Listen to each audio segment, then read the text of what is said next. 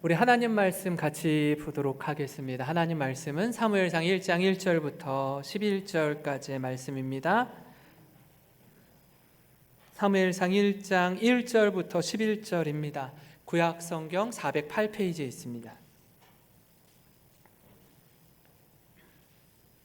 구약 성경 408페이지에 있습니다. 찾으셨으면 저와 여러분이 한 절씩 교독하겠습니다. 에브라임 산지 라마다임 소빔에 에브라임 사람 엘가나라 하는 사람이 있었으니 이는 여로암의 아들이요 엘리후의 손자요 도우의 증손이요 숲의 현손이더라.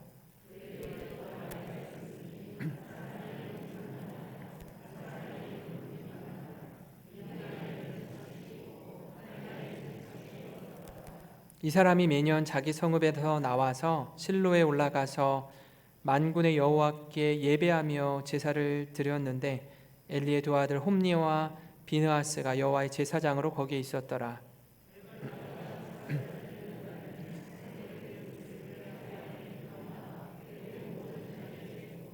한나에게는 갑절을 주니 이는 그를 사랑함이라. 그러나 여호와께서 그에게 임신하지 못하게 하시니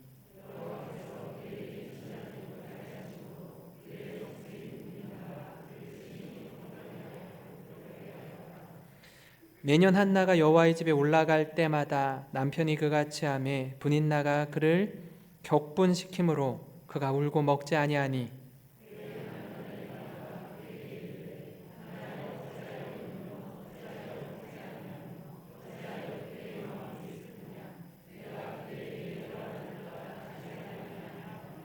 그들이 실로에서 먹고 마신 후에 한나가 일어나니 그때의 제사장 엘리는 여호와의 전 문설주 곁 의자에 앉아 있었더라. 같이 읽겠습니다. 서원하여 이르되 만군의 여호와여 만일 주의 여종의 고통을 돌보시고 나를 기억하사 주의 여종을 잊지 아니하시고 주의 여종에게 아들을 주시면 내가 그의 평생에 여호와께 드리고 삭도를 그의 머리에 대지 아니하겠나이다. 아멘. 인생은 롤러코스터 같아서요. 때로는 아주 높이 끝이 없는 것처럼 높이 올라가다가도 그래서 말할 수 없는 기쁨과 감사로 가득한 시간을 보내다가도요. 또 어떤 때에는 이게 바닥이 어디인지 또는 바닥을 친 것 같은데 내려가 보니 지하실이 있고 지하 1층만 있는 게 아니라 계속해서 내려가는 것 같은 그런 어려운 시간을 보낼 때도 있습니다. 저 역시 이전에도 아마 말씀을 드렸지만 신학대학원에 다닐 때 교육전도사 시절에 가정이 어려워서 이렇게 파산을 하게 되었습니다. 그래서 대학교 후배 가정에서 이제 집에 들어가서 살았던 적이 있는데요. 새벽 기도에 갔다가 이제 학교를 가서 공부를 하고 점심과 저녁 시간에 김을 팔고 그리고 저녁 이후에는 아이들을 가르치러 과외를 하러 갔습니다. 그리고 새벽 1시, 2시에 이제 집에 들어가면 녹초가 되는 것 같았어요. 그리고 집에 들어가는 길에 그 대학 후배 집이 부천에 있었는데 아파트가 왜 이렇게 많은지 근데 그 아파트 그 촌에 우리 가족이 다 같이 모여서 살 만한 단 한 칸의 방이 없다라는 것이 너무너무 힘들고 가슴이 먹먹했습니다. 지난 시간을 돌아보면서 가족이 함께 지낼 수 있다라는 게 이렇게 감사한 일인지를 뒤늦게 깨달은 적이 있었습니다. 너무너무 힘들고 그래서 이전에는 나를 그렇게 위로해 주는 것 같고 곁에서 함께하는 사람들이 많은 줄 알았는데 정작 도움이 필요한 가장 힘든 순간에 이를 때 내 곁을 다 떠나가고 아무도 없는 것 같은 그렇게 하나님 앞에 홀로 서 있는 시간 그런 시간이 우리에게도 있지 않습니까? 우리가 잘 알고 있는 잃어버린 아들의 비유에 나오는 탕자가 그러했습니다. 아버지 유산을 받아가지고 아버지의 손길이 미치지 않는 저 먼 타국에 이르러서 지냈던 시간이 있었죠. 많은 사람들이 주변에 몰려들었습니다. 왜 왔을까요? 그가 좋아서가 아니라 그가 가지고 있는 재물에 관심이 있어서였습니다. 그리고 얼마 지나지 않아서 그 많던 아버지의 유산을 다 잃어버리게 되자 주위에 있는 사람들이 하나둘씩 떠나가기 시작합니다. 사실 그에게 있어서 가장 도움의 손길이 필요한 순간 아닙니까? 모든 것을 잃어버렸을 때 그때 다 떠나는 겁니다. 홀로 된 겁니다. 왜 그렇습니까? 나는 그렇게 생각하지 않았는데 다른 사람들은 내게 관심이 없고 내가 가진 그 어떤 것에 관심이 있었기 때문에 그렇습니다. 그래서 그것을 상실한 순간 내 곁을 자연스럽게 다 떠나간 겁니다. 우리 인생도 그렇지 않습니까? 정말 도움이 필요한 그 순간, 내 곁에 힘이 주었으면 하는 그 순간에 좌우를 돌아보면 아무도 없습니다. 오늘 말씀을 통해서도 우리가 확인하는 건요, 깊은 절망 가운데 있던 한 여인 한나가 하나님 앞에서 기도하고 통곡하며 나아갑니다. 어느 누구도 그에게 위로가 되지 않습니다. 그 기도 가운데, 그 통곡 가운데 응답하시는 하나님, 그 하나님의 손길을 돌아보면서 또한 우리 자신을 한번 이렇게 생각해 보았으면 좋겠습니다. 우리 삶을 돌아보면서 주님께 한 걸음 더 가까이 나아가는 저와 여러분이 되기를 간절히 소망합니다.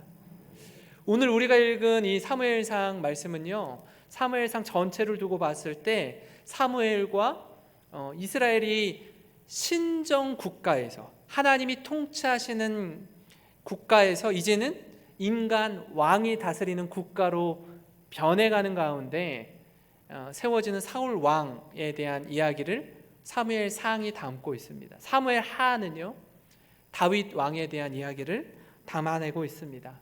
그 가운데 오늘 읽은 이 사무엘상 1장 말씀은 사무엘의 출생에 대해서 다루고 있는데요, 이렇게 이야기합니다. 에브라임 지역에 엘가나라는 한 남자가 있습니다. 그에게 아내가 둘이 있다고 말합니다.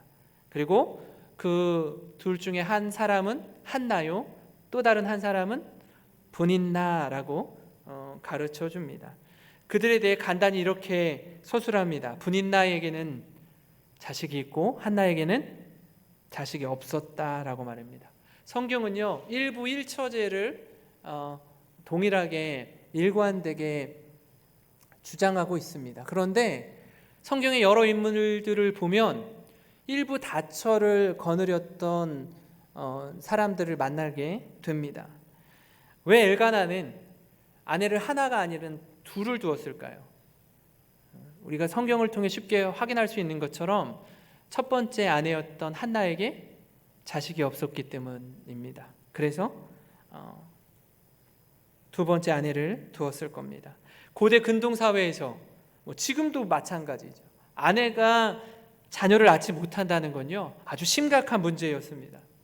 자녀가 상속자가 되는 것이고 아버지의 토지를 보존하는 역할을 하는 아주 중요한 사람인데 아들을 낳지 못한다, 아니 자녀가 없다라는 건 아주 큰 어려움이었습니다. 우리나라도 마찬가지죠. 그러니까 아들을 존귀히 여기고 딸을 좀 이렇게 대했던 그런 때가 불과 저희 부모님 세대에도 그러했는데요. 그러다 보니까 이렇게 신방을 하다 보면 연세 지긋하신 권사님들을 만나서 이렇게 이야기해 보면 가족이 어떻게 되세요? 라고 얘기하면 저희는 딸만 6이에요. 7, 8이다가 마지막이 아들이에요. 이런 가정들을 종종 만나게 됩니다. 아들을 낳기 위해서. 그래서 말순이, 끝순이, 귀남이, 더 이상은 안 된다라는 말로 그 딸의 이름을 짓지 않습니까? 그런 문화가 우리나라에도 있던 것처럼 이때 당시에도 마찬가지였습니다.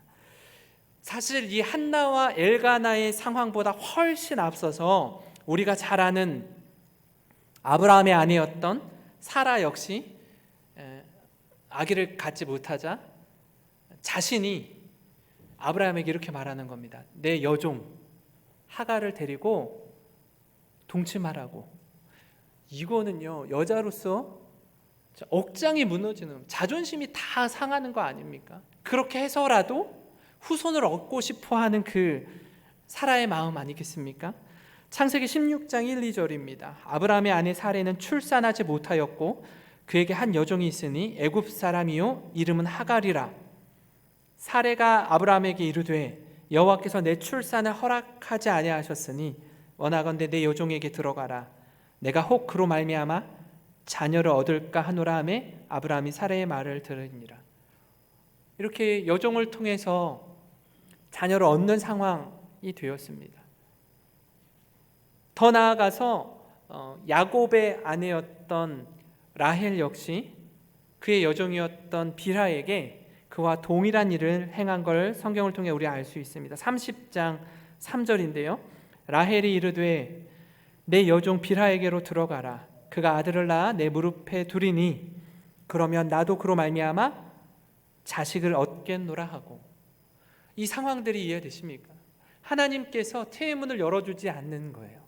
그토록 기다리는 자녀인데 하나님 주시지 않는 겁니다. 이 빌하를 통해서 라헬은요 얻게 된 아들이 12아들 중에 둘이었던 단과 납달리였습니다.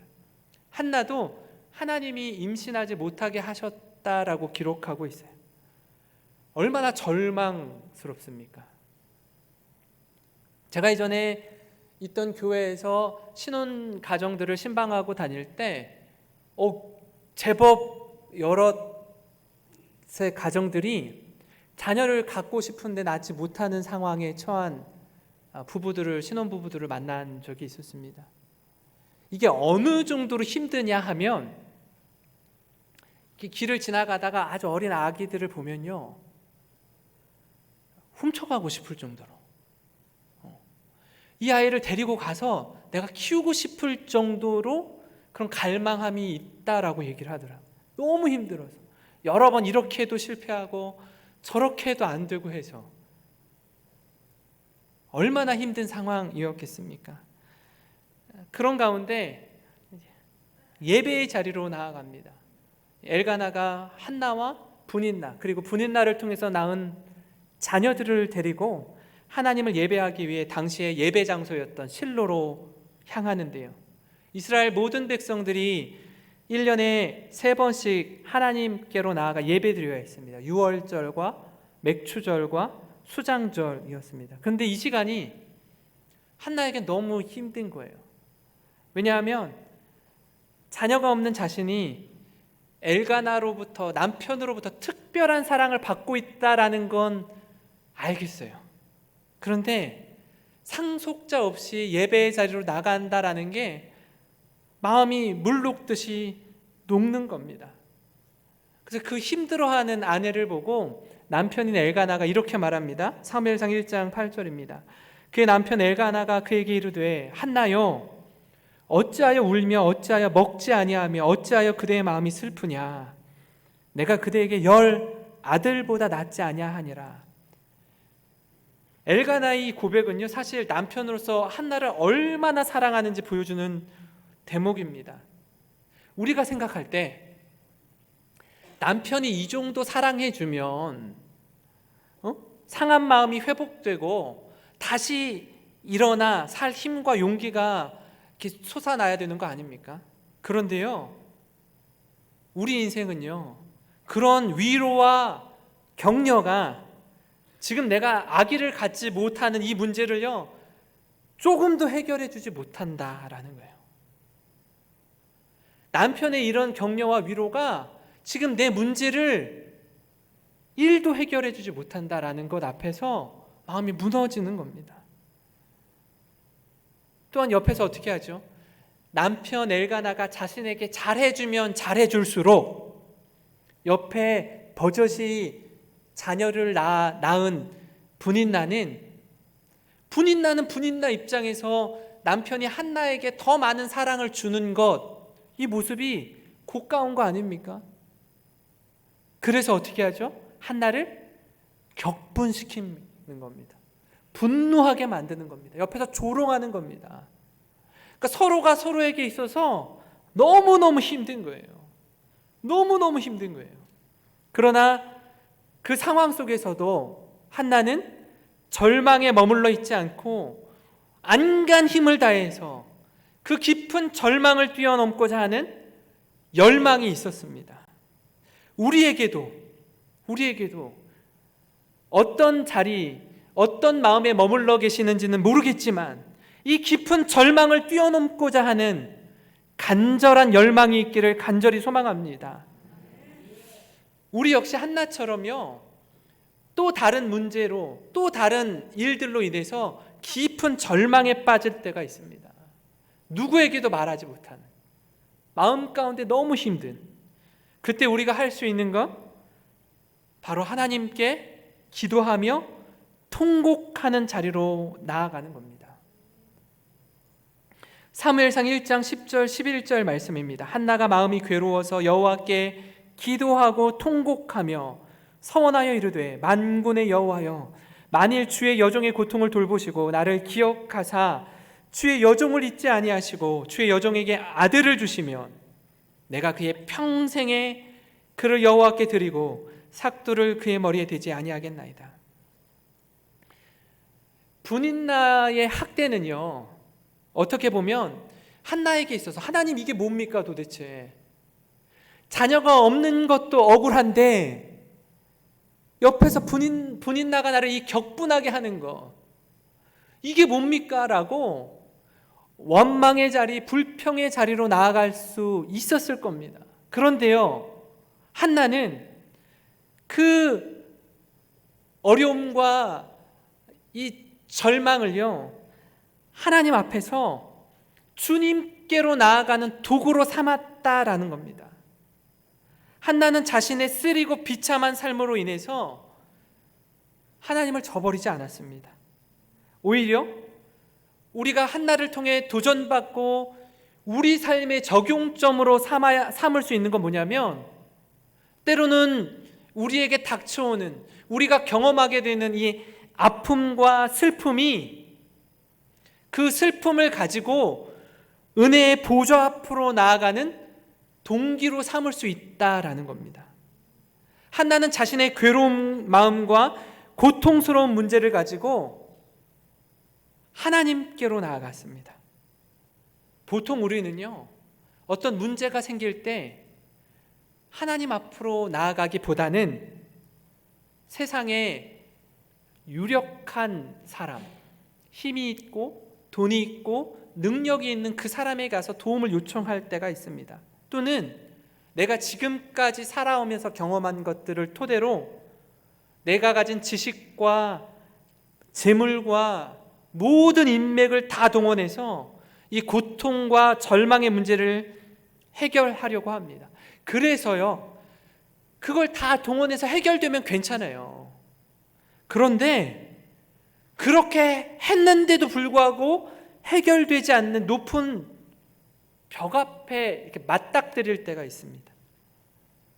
사실 우린 깊은 어둠과 두려움, 또 우리 힘으로 어쩔 수 없는 상황에 맞닥뜨릴 때 가장 먼저 하나님께로 나와서 기도하고 통곡하는 거, 이거요, 우리의 머리로, 지식으로는 다 알고 있어요. 모르지 않아요. 다 아는데 알면서도 이게 잘 안 돼요. 알면서도 다른 것에 우리의 마음이 먼저 향하고 그것을 의지하고 내 재물과 내 능력과 내 인맥에 대한 자기 나름의 과신이 있다라는 겁니다. 그렇게 하고 저렇게 하고 다 안 될 때, 그때 하나님 찾는 겁니다. 어떻게 보면 우리 자신의 교만이 또 다른 이런저런 모습으로 나타나는 것 아니겠습니까? 우리에게 하나님을 향한 갈망, 주님을 향한 절박함이 있기를 간절히 원합니다.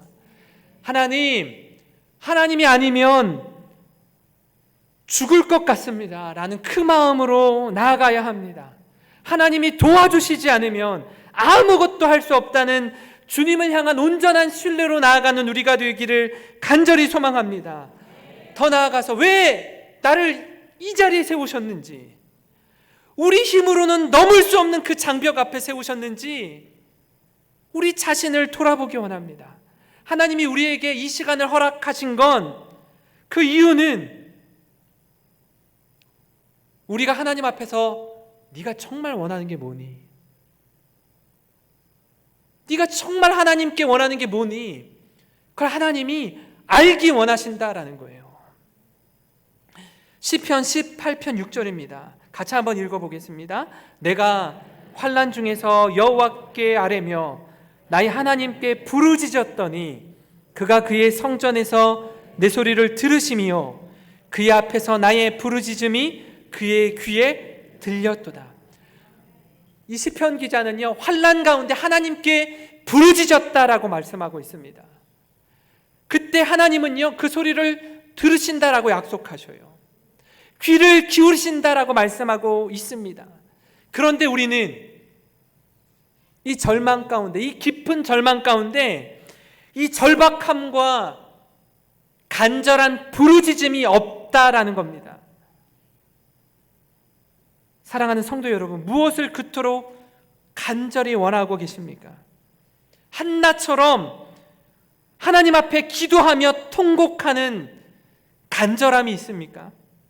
하나님 아니면 안 됩니다라는 그런 마음 말입니다.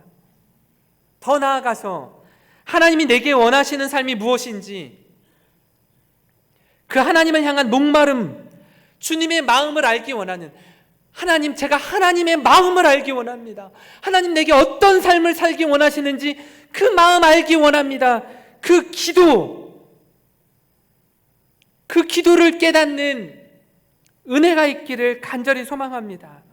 그때 하나님께서요, 우리를 절망의 자리에서 일으켜 세워주실 줄 믿습니다. 내게 소망이 없음을 깨닫게 하시고, 오 주님, 나의 소망은 주님께 있습니다, 이걸 고백하게 하시는 분이 우리 하나님이십니다. 시편 42편 5절에 이렇게 말씀합니다. 내 영혼아, 내가 어찌하여 낙심하며 어찌하여 내 속에서 불안해하는가? 너는 하나님께 소망을 두라. 그가 나타나 도우심으로 말미암아 내가 여전히 찬송하리로다. 내 영혼아, 내가 어찌하여 낙심하며 어찌하여 내 속에서 불안해하는가? 자신이요, 자신의 영혼에게 선포하는 겁니다. 왜 두려워하니? 왜 무서워하니? 너는 하나님께 소망을 두라고 말입니다. 그리고 한나가 이렇게 서원합니다. 11절에 서원하여 이르되 만군의 여호와여, 만일 주의 여종의 고통을 돌보시고 나를 기억하사 주의 여종을 잊지 아니하시고 주의 여종에게 아들을 주시면 내가 그의 평생에 그를 여호와께 드리고 삭도를 그의 머리에 대지 아니하겠나이다. 그가 기도한 대로 하나님의 약속을 지키셨고, 한나 역시 마찬가지로 이 기도한 것처럼, 서원한 것처럼 아들 사무엘을 주님께 드렸습니다. 그런가 하면 깊은 절망에 빠질 때 하나님을 신뢰하면서 더 이상 근심하지 않고 사는 겁니다. 하나님을 온전히 신뢰하는 가운데 근심빛 없이 사는 것, 이것이 우리가 살아가야 할 모습입니다. 사실 영적으로 혼미했던 이 시대 가운데요, 제사장이라고 말하는 엘리 제사장마저도 하나님 앞에 그렇게 기도하고 통곡했던 한나의 기도를 들으면서 저 여자가 지금 술에 취했구나 라고밖에 인식하지 못하는, 잘못 이해하고 있었던 엘리 제사장의 모습을 볼 수 있습니다. 사무엘이 출생하던 시기는요, 사사시대였다가 이제 사사시대를 마치고 왕정시대로 변화하는 시기였습니다. 그래서 마지막 사사이자 선지자였던 사무엘을 통해서 사울 왕이 세워지던 때였습니다. 종교 지도자였던 제사장 엘리 제사장, 또 그의 아들들 홈리와 비느하스 역시 부패했던 암울한 시기였습니다. 그때 한나가 기도하고 통곡하며 기도하는 거 아니겠습니까? 한나가 엘리 제사장에게 이렇게 말합니다. 여호와 앞에 나의 심정을 토하며 원통함과 격분한 것을 내놓고 기도하는 겁니다. 그 이야기를 듣고 엘리가 한나에게 이렇게 말합니다. 사무엘상 1장 17절 18절입니다. 엘리가 대답하여 이르되 평안히 가라. 이스라엘의 하나님이 내가 기도하여 구한 것을 허락하시기를 원하노라 하니 이르되 당신의 여종이 당신께 은혜 입기를 원하나이다 하고 가서 먹고 얼굴에 다시는 근심빛이 없었더라. 네. 엘리 제사장의 입술을 통해서 하나님 앞에 기도 응답을 받고 돌아가는 겁니다. 그리고 돌아가서는요, 우리가 기억해야 될 게 하나님 앞에서는 기도하고 통곡하면서 주님께 부르짖고요, 예배의 자리에 나와서는 하나님께 부르짖고요, 이 자리를 떠나서는 다시는 근심빛이 없이 믿음의 삶을 살아내는 겁니다. 이게 우리가 가져야 할 그리스도인의 진정한 모습입니다. 하나님의 응답을 신뢰하는 것이죠. 우리에게도 이런 신앙의 모습이 있기를 소망합니다. 예배의 자리에 나와서는요, 하나님 앞에 기도의 자리에 나와서는요, 마음껏 우시기 바랍니다. 주님의 은혜를 구하기 바랍니다.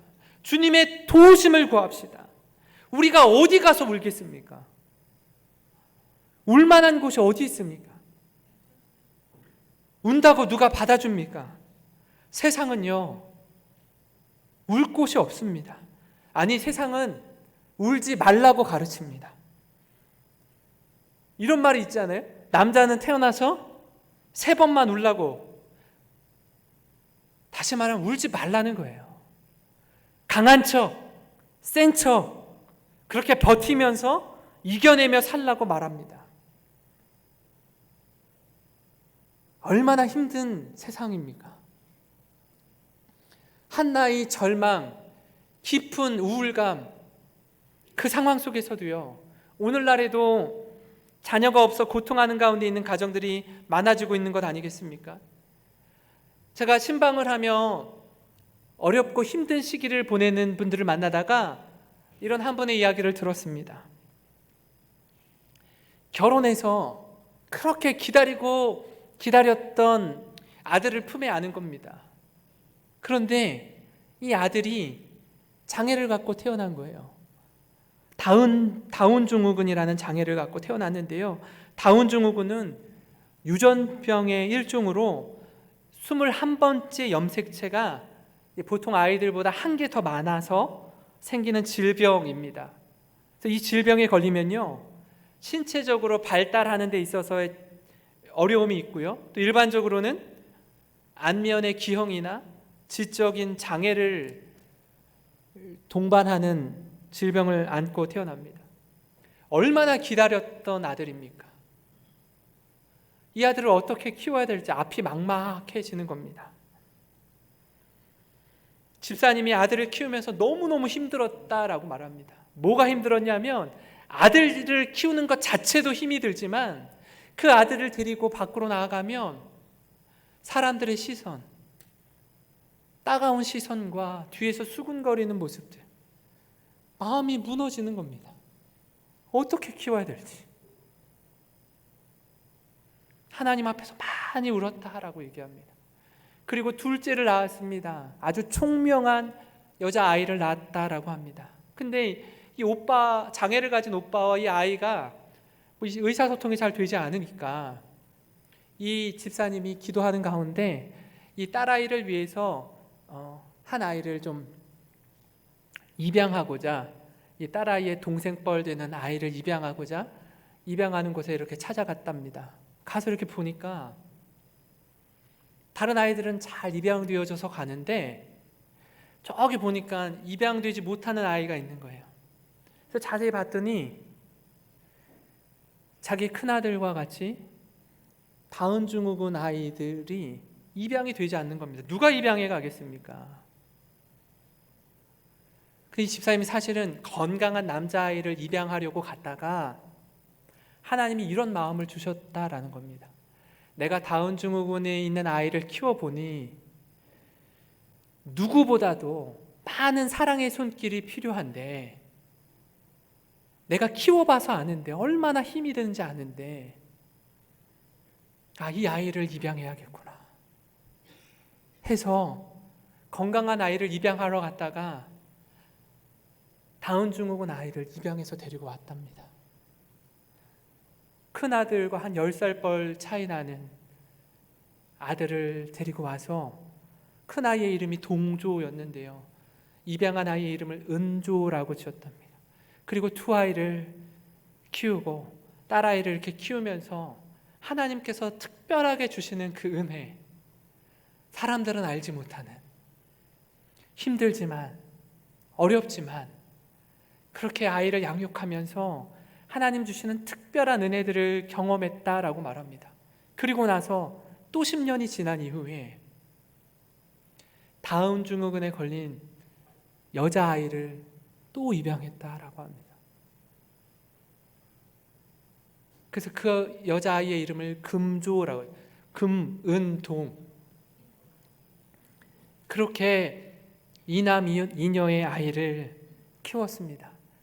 성도 여러분, 이런 경험은요, 우리가 일반적으로 경험하는 내용은 아닙니다. 그러나 그렇게 힘든 시간을 보냈던 집사님이 하나님께 삿대질하면서 원망하고 분노를 쏟아놓을 수 있는 그런 상황 속에서 오히려 주님의 마음으로 약하고 힘든 아이를, 어느 누구도 데려가려고 하지 않는 그 아이를 입양해서 주님의 사랑으로 키우는 그 과정의 이야기를 들으면서 가슴이 먹먹했습니다. 우리의 마음이, 하나님, 이게 뭡니까 도대체? 왜 이렇게 살아야 됩니까? 불평할 수 있고 원망할 수 있는 그 자리에서 왜 난 이렇게 어렵게 살아야 됩니까? 왜 난 이렇게 힘든 시간을 보내야 됩니까? 저 역시 가정이 파산하고 나서 대학 후배 집에 얹혀 살면서 50평, 60평 이 넓은 대궐 같은 집에 사는 그 후배가 얼마나 부러웠겠습니까? 하나님, 이 많은 아파트들 중에 우리 가족이 함께 모여 살 집이 한 칸도 없습니까? 왜? 그렇게 원망할 수 있는 것 아니겠습니까? 하나님 앞에서 통곡하고 기도하는 가운데 하나님 세워주신 이 사명의 자리, 직분의 자리에서 하나님 이거 감당하려면 살 힘을 주십시오. 소망을 주십시오. 그때 제가 가장 힘들었던 게 무엇인 줄 압니까? 김도 팔아보고요, 새벽 2시까지 과외도 해보고요, 신학대학원 학교도 다니고요. 정말 힘들었던 건 주일날 중등부 전도사로 서서 아이들 앞에서 아무 일도 없는 것처럼, 아무 일도 어려움을 겪고 있지 않는 것처럼 담담하게 설교를 해야 될 때 이 시간이 너무너무 힘들었습니다. 저도 그저 앉아서 통곡하면서 울며 예배드리고 싶은데 아이들 앞에서 전도사라고 아무 어려움도 겪지 않는 것처럼 말씀을 전해야 되는 그 순간 말입니다. 우리보다 우리를 더 잘 아시는 하나님, 그 하나님 앞에 우리의 심정을 주님께 쏟아놓고 그 앞에서 마음껏 울며 기도하는 저와 여러분이 되었으면 좋겠습니다.